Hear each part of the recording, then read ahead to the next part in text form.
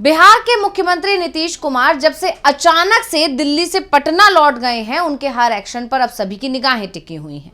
नीतीश के मन में आखिर चल क्या रहा है, हर कोई ये जानने का उत्सुक है, क्योंकि उनके एक्शन उनकी आगे की रणनीति बता रहे हैं। कहा तो ये भी जा रहा है कि नीतीश अपना मन बना चुके हैं, बस अपने फैसले का ऐलान करने के लिए सही समय और सही तारीख का इंतजार कर रहे हैं। और वो सही समय सही तारीख क्या है, आप सभी जानते हैं।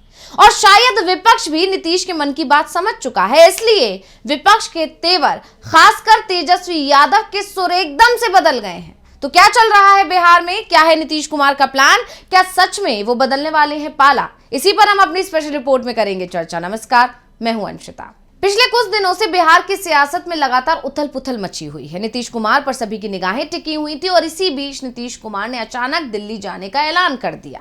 जब उनसे इसको लेकर सवाल किया गया या जानकारी लेने की कोशिश की गई तो बताया गया कि वो अपने रूटीन हेल्थ चेकअप के लिए दिल्ली जा रहे हैं और उसके बाद वो पटना वापस लौट आए हैं। लेकिन सीएम नीतीश कुमार का जो तय कार्यक्रम था, उससे एक दिन पहले वो पटना लौट आए और इसी ने सभी के कान खड़े कर दिए। और दिल्ली में जो कई घटनाक्रम हुए, उसने बिहार की सियासत में कई तरह की चर्चाओं को एक बार फिर से जन्म दे दिया।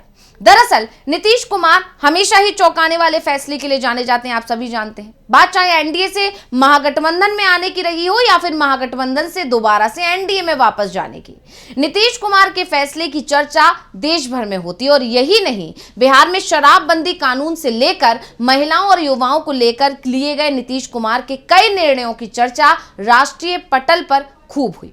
अब ऐसे में दिल्ली में जब वो पहुंचे तो ये कहा जा रहा था कि वो पीएम मोदी और जेपी नड्डा से मुलाकात करेंगे, लेकिन दिल्ली में पीएम नरेंद्र मोदी और जेपी नड्डा से सीएम नीतीश ने मुलाकात नहीं की। मुलाकात के लिए वो इंतजार करते रहे जेपी नड्डा और पीएम मोदी, लेकिन नीतीश कुमार मिलने नहीं पहुंचे। और तो और वो अगले दिन आने वाले थे, लेकिन एक दिन पहले ही वो देर शाम अचानक से पटना के लिए रवाना हो गए और पटना पहुंच गए। और इस पूरे घटनाक्रम में कि पहले नीतीश कुमार का अचानक से दिल्ली जाना, दिल्ली जाकर मनमोहन सिंह के परिवार से मिलना, खबरें ये भी आना कि कुछ कांग्रेस नेताओं से भी उनकी मुलाकात हुई है। लेकिन इन सब के बीच में जो सबसे इंपॉर्टेंट बात थी वो ये थी कि वो शाम 4 बजे पीएम मोदी और 4:30 बजे जेपी नड्डा से मिलने वाले थे। लेकिन अचानक से खबर आई कि वो उन दोनों से मिले बिना पटना के लिए रवाना हो गए। और इस सब ने राजनीतिक जो घटनाक्रम जो देखने को मिला, उसने सियासी गलियारों में तहलका मचा दिया। हालांकि जो ये चर्चा चल रही है, इस दौरान सबसे पहले लोग ये जानना चाहते हैं कि सीएम नीतीश कुमार पटना लौटने के बाद बीपीएससी छात्रों को लेकर या फिर कोई अन्य जो मामले हैं उन पर कोई बड़ा फैसला ले सकते हैं क्या? क्योंकि इस समय बीपीएससी का जो मुद्दा है वो पूरे बिहार में छाया हुआ है।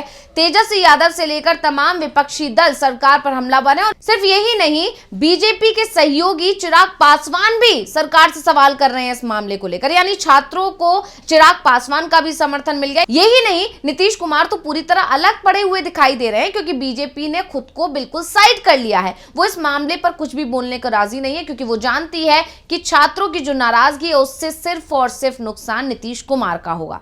पहली वजह वो सीएम है, दूसरी वजह उनके पास गृह मंत्रालय है और तीसरी वजह शिक्षा मंत्रालय भी उन्हीं के एक विधायक के पास है।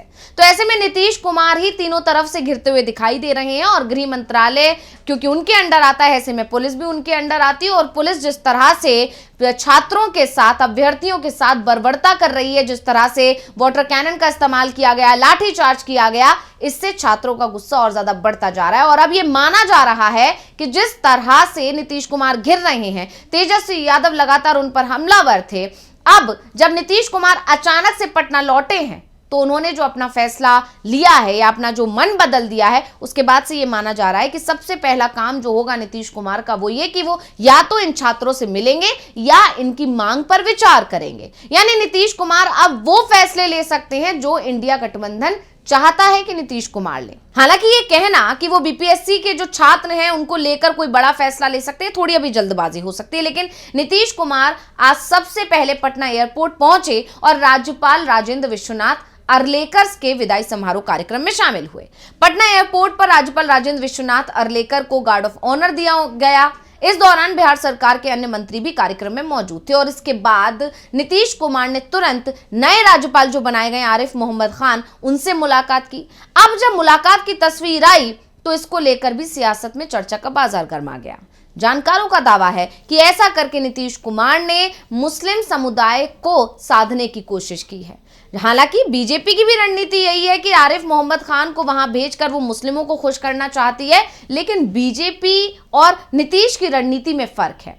बीजेपी अपने लिए ये काम कर रही है और नीतीश भी जो आरिफ मोहम्मद खान से मिलने पहुंचे थे वो भी अपने लिए ही मिलने पहुंचे थे। उनका इससे कोई लेना देना नहीं है कि वो एनडीए के सहयोगी हैं इसलिए उनसे मिलना है। और ये भी कहा जा रहा है कि पूरे मामले को लेकर उन्हें जानकारी भी दी जाएगी। अब इन सब के बीच में इस दौरान बिहार के सियासी गलियारे में हर किसी की नजरें सीएम नीतीश कुमार पर टिकी हुई हैं। वो कब क्या कर रहे हैं इस पर बारीकी से नजर बनाए हुए हैं जानकार, क्योंकि उनका हर कदम उनकी आगे की रणनीति को बयां कर सकता है। हालांकि नीतीश कुमार को लेकर कहा जाता है कि उन जो भी वो फैसला लेते हैं उसके बारे में उनके करीबी से करीबियों को नहीं पता लगता है और इसके बाद वो अचानक से ऐलान करते हैं जिससे लोग हैरान रह जाते हैं। खैर, फिलहाल इस मुद्दे की बात करते हैं कि किस तरह से नीतीश कुमार को घेरने की कोशिश की जा रही है।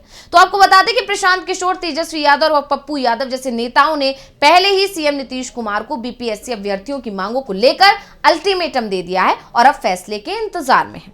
वहीं दिल्ली में नीतीश कुमार का पीएम मोदी और बीजेपी अध्यक्ष जेपी नड्डा से बिना मिले चले आने के बाद सियासी गलियारे में लोग उनके अगले कदम का इंतजार कर रहे हैं।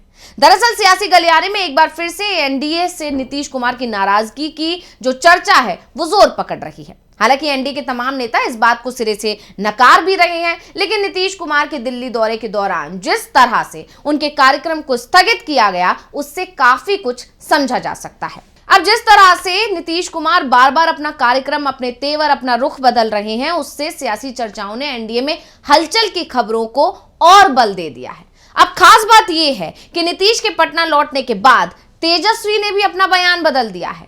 जो तेजस्वी यादव पहले ये कह रहे थे कि नीतीश कुमार को वो कभी नहीं बुलाएंगे अपने साथ, उनके लिए अब दरवाजे हमेशा के लिए बंद हो चुके हैं, अब वही तेजस्वी यादव के सुर बदल गए हैं। वो बीजेपी पर हमलावर हैं और नीतीश को लेकर वो दुख जाहिर कर रहे हैं। क्या कुछ बोले हैं तेजस्वी, पहले सुन लेते हैं। और सरकार जो है उनको होश नहीं है। पहली बात, चिराग पासवान हो, जीतन राम मांझी हो या उनके दोनों उप मुख्यमंत्री हो बीजेपी के, तो पहले ये हमेशा कहते थे कि नीतीश जी की मानसिक संतुलन जो है वो ठीक नहीं है। अब स्थिति ऐसी आ रही है कि अब चर्चा करना पड़ेगा कि यहाँ सरकार है भी कि नहीं। अगर है तो माननीय मुख्यमंत्री जी को लीड करना चाहिए, तो वो निर्णय लेने लायक अब नहीं रह गए। कोई भी विषयों पर निर्णय जो लेना हो वो नहीं ले पा रहे, तो आखिर सरकार कौन चला रहा है?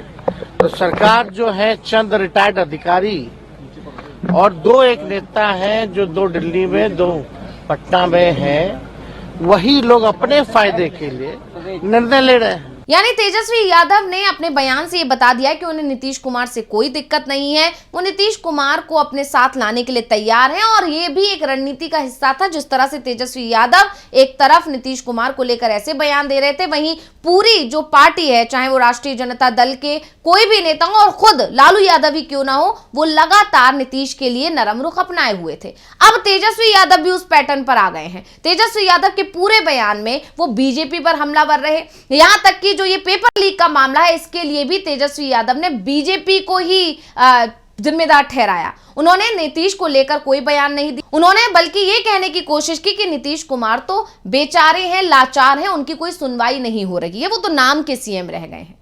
यानी तेजस्वी यादव के जो बदले हुए तेवर हैं वो ये बता रहे हैं कि बिहार में बड़ा खेल होने वाला है। यानी नीतीश कुमार जिस तरह से अचानक से पटना लौटे हैं उसके बाद तेजस्वी यादव को इस बात के संकेत मिल गए हैं कि नीतीश कुमार ने कोई बड़ा फैसला कर लिया है और जैसे ही खरमास खत्म होगा वो 14 जनवरी की शाम तक या फिर 15 जनवरी की सुबह कोई बड़ा ऐलान कर सकते हैं। और इसीलिए अब पूरे बीजेपी खेमे में, पूरे एनडीए में खलबली मची हुई है। अब इन तमाम चर्चाओं के बीच में सभी की निगाहें नीतीश कुमार पर टिकी हुई हैं कि वो कब बड़ा ऐलान कर देते हैं, क्योंकि अभी तक जिस तरह की चीजें देखने को मिल रही हैं वो इसी तरफ इशारा कर रही हैं कि नीतीश कुमार ने अपना मन बना लिया है और वो जल्द ही बड़ा ऐलान कर देंगे। तो रिपोर्ट आपको कैसी लगी हमें कमेंट करके अपनी राय जरूर दीजिएगा। इसी के साथ मुझे दीजिए इजाजत। देखते रहिए डीवी लाइव। नमस्कार।